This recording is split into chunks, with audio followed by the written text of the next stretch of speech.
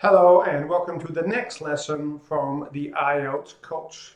Today we are going to look at listening strategies and tips for multiple choice questions. So generally I put strategies for listening all together.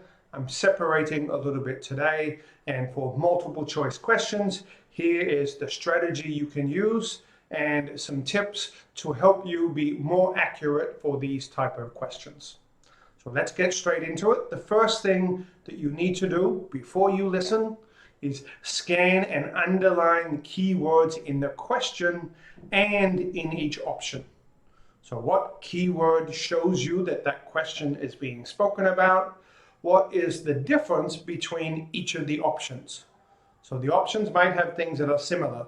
You want to underline and be ready for the differences, because that's what you're listening for. You don't want to choose the things that are the same, you want what is different.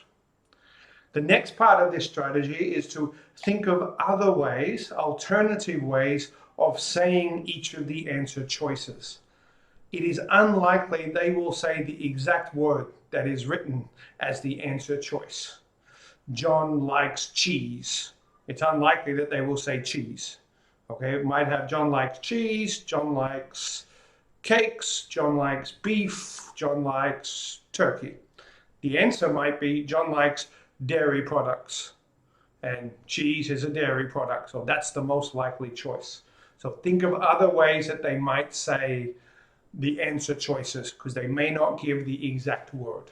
So think of alternatives. We're not writing any notes here, so there's no real prediction for multiple choice because all choices are technically possible.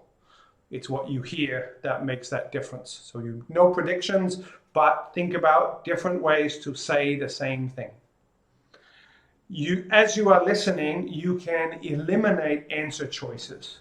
Cross them out. Okay, you don't have to write anything, just put a line. No, oh, it's not that. If it says, John hates cakes and sweets, okay, it's not B. Okay, we can cross that answer out. If it says he hates, he doesn't like, good, we can cross that out. In the end, you might be left with two choices that you didn't cross out, and you may not have heard the answer. But now you have a 50% chance of getting it right, rather than 25% if you left all four choices.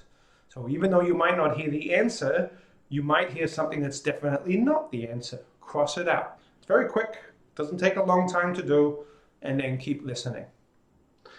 With this type of question, it is important to improve your reading speed, especially, and this seems more common when there are long answer choices. So I gave an example of very short ones.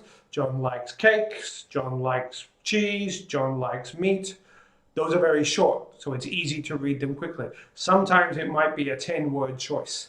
Not often, but that might occur. Obviously, the faster you can read, the more you are going to be able to think about and to use synonyms for the questions.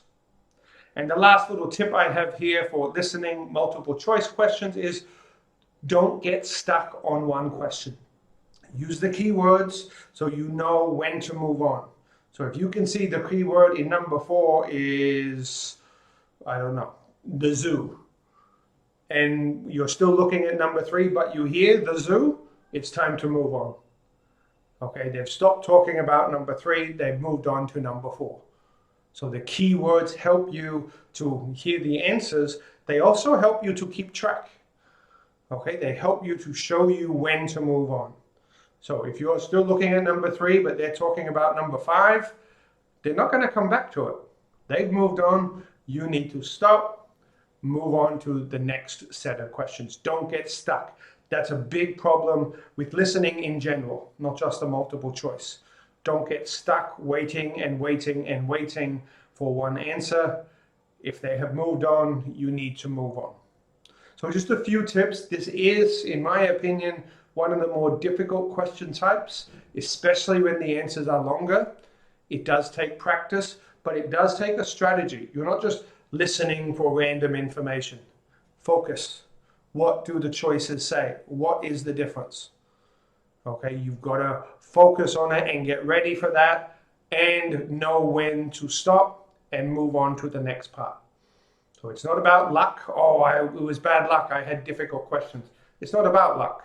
It's about strategy, knowing what to do and when to do it. Knowing when to cross out an answer. Knowing when, yep, that was it. It's B or it's C. And knowing when to move on to the next. Oh, I didn't get it. I'm moving on to number 4. Oh, I don't think it's A. Oh, I didn't hear it. I need to move on to number 5. There is a strategy to it. You might miss 1 or 2, and that's okay.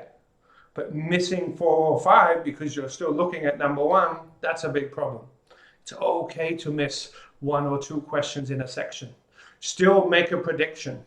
That's the other tip I should add for multiple choice. Always choose an answer. If I didn't hear the answer for number 1, I'm still going to write A, B, C, or D. I'll write something. Because if I write nothing, guaranteed 0. If I make a choice, I have a 25% chance. So always choose an answer for multiple choice. Okay, a few tips, a few things to help you when you practice. Now go and do some listening practice, some multiple choice practice, and measure your results so you can see some improvements. Thank you for watching this video. I hope you have liked and subscribed to the channel, and I will see you in the next lesson.